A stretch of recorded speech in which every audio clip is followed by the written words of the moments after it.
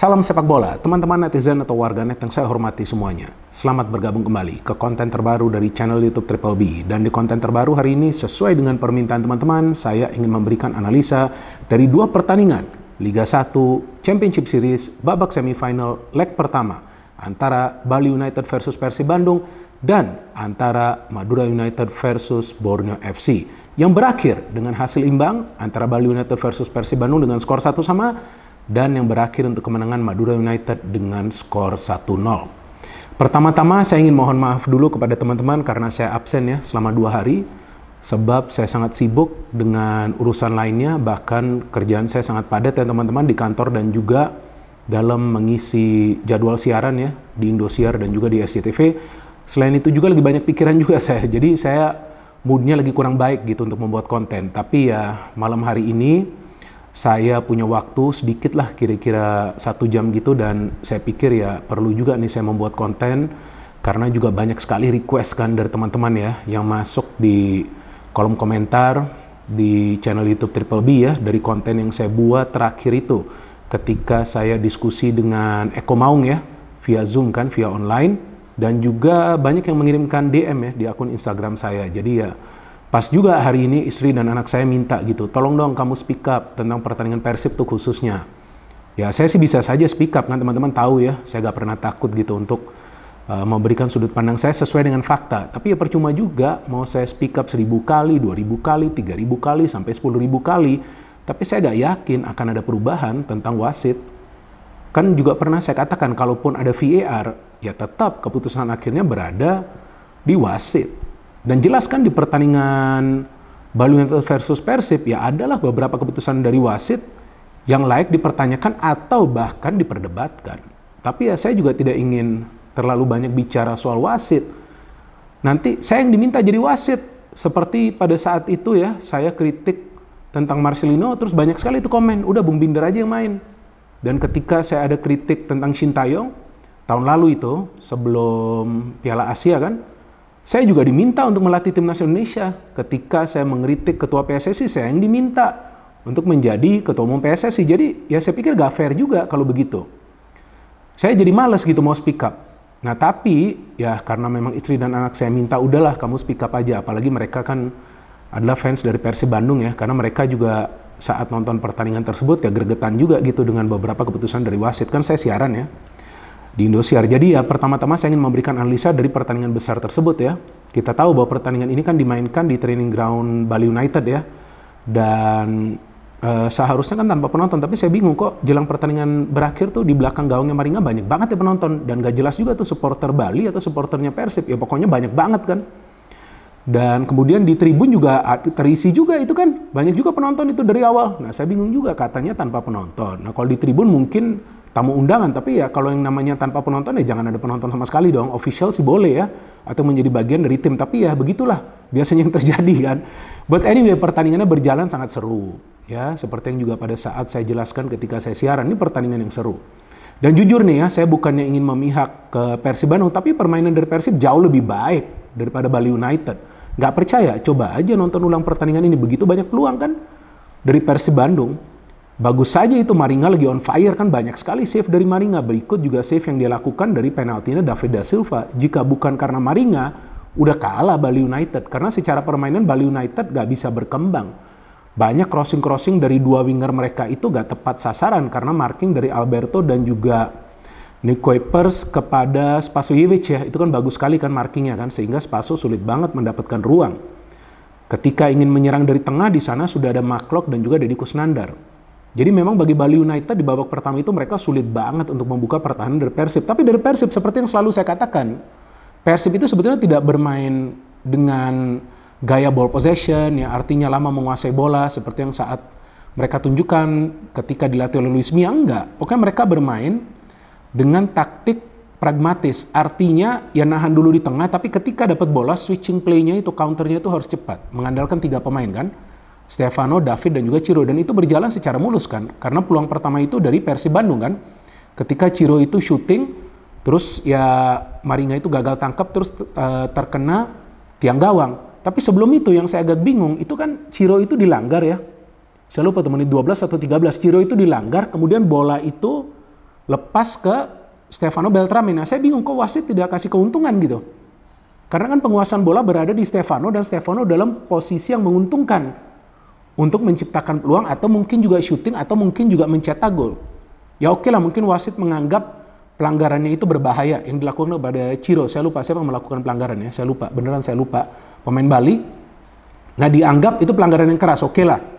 Ya, jadi kemudian wasit meniupkan peluitnya. Walaupun sebetulnya advantage itu bisa saja diberikan karena kan tidak terjadi benturan di kepala ya, tapi mungkin wasit menganggap itu adalah pelanggaran yang keras. Nah, jadi ya pertandingan dihentikan, diberikan free kick kepada Persib. Artinya Persib kehilangan dong momentum tersebut. Oke lah ya, mungkin di sini wasit mengatakan itu pelanggaran keras tuh, jadi harus saya niup fluidnya.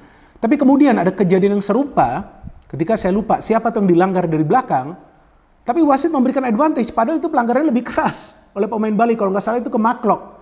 Dan Persib tidak berada dalam posisi yang menguntungkan juga, walaupun possession masih berada di pihak Persib. Nah, hal-hal seperti ini yang sebetulnya membuat saya jengkel, tapi saya sudah capek speak up. Dan memang untuk pertandingan Championship Series ini ada VAR, tapi keputusan akhir berada di tangan wasit yang bertugas di tengah lapangan itu. Jadi tetap mau VAR kasih calling ke wasit, wasit melihat monitor, ya tetap yang memutuskan adalah wasit yang berada di atas lapangan.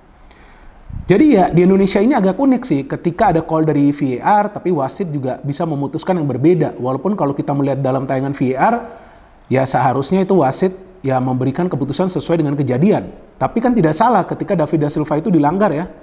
Yang di babak pertama itu kan, babak kedua ya. Oke, jadi di babak pertama ini Persib lebih berbahaya ketika menyerang kan dari counter. Tapi Bali hanya bisa menciptakan satu peluang yang berbahaya dari Irfan Jaya sebelum babak pertama itu berakhir. Jadi memang Persib itu jauh lebih unggul. Nah, di babak kedua akhirnya kan Teko melakukan perubahan ya, menarik keluar Spaso, memainkan Jefferson Aziz, kemudian menarik keluar Nofri, memainkan Rahmat. Nah, ini membuat Bali bermain lebih cepat lagi ya, temponya naik lagi karena Jefferson juga bisa menjemput bola. Jadi ya mereka tampak lebih berbahaya, tapi tetap saja setiap kali Persib nyerang mereka yang bisa menciptakan peluang karena Maringa melakukan double save kalau nggak salah tuh dari Ciro dan juga dari Maklok kan yang sampai dia cedera. Ya kan kalau nggak salah sebelumnya terinjak tangannya terinjak Ciro ya, nggak sengaja juga kan terinjak ketika Ciro itu syuting. Jadi memang Persib itu terlihat jauh lebih unggul, tapi kemudian saya lupa menit keberapa itu Jefferson itu jelas yang saya lihat ya dia menggerakkan tangannya. Saya lupa itu kepada Alberto atau Nick. Jujur saya lupa ya. Karena ini kan sudah lewat ya harinya ya. Saya lupa, saya juga belum lihat replaynya. Dia menggerakkan tangannya seperti itu. Ya kan? Ini kalau nggak salah sebelum penaltinya atau setelah penaltinya David ya. Jadi artinya David itu dilanggar. Oke, dicek VAR, dia dikasih penalti. Sayang juga David miss. Tapi Maringa luar biasa. Dia bisa membaca ya tendangan dari David. Nah kemudian saya pikir baru ada kejadian ini. Nah kalau saya lihat itu kan tangannya kan bergerak ya. Ya mau bawasannya kena keras atau kena gak keras, tapi tangan itu bergerak dan itu tidak ada insiden untuk merebut bola. Nah dalam beberapa kejadian di luar negeri, ya itu adalah red card. Maka itu ada panggilan dari ruang VAR, tapi wasit memilih tidak memberikan kartu kepada Jefferson Aziz. Ya udah, mungkin wasit punya persepsi yang berbeda. Nah artinya kan wasit yang memang memegang full kendali di atas lapangan. Ya udahlah, pertandingan berjalan. Tapi yang uniknya akhirnya mencetak gol adalah Jefferson Aziz. Yang seharusnya itu kalau menurut saya ya, saya memang bukan wasit, bukan mantan wasit, dan saya tidak emosi. Cuman kalau menurut saya, that's red card. Ya terserah, ada yang suka gak suka. Mau ngomong saya biar jadi wasit, saya gak peduli juga. Tapi kalau menurut saya itu seharusnya straight red card. Apapun argumentasi dari wasit. Karena tidak ada perebutan bola di sana. Walaupun sebelumnya ada semacam mungkin provokasi atau apalah, ada challenge yang keras kepada Jefferson, tapi kan nggak boleh dong dia melayangkan tangannya. Akhirnya Jefferson mencetak gol-golnya cantik, tapi juga karena Rahmat Irianto yang masuk di babak kedua itu tidak bisa menghalau bola jauh. Kemudian ke Dola memberikan bola itu kepada Jajang shooting terkena tiang dan Jefferson mencetak gol. Tapi Persib kan nggak menyerah. Lihat permainan mereka bagus sekali. Akhirnya mereka bisa mencetak gol kan, mencetak gol dari free kick kan, Ezra yang memberikan umpan itu kan kepada David da Silva. And what a goal by David da Silva. Padahal sebelumnya kan dia gagal penalti ya.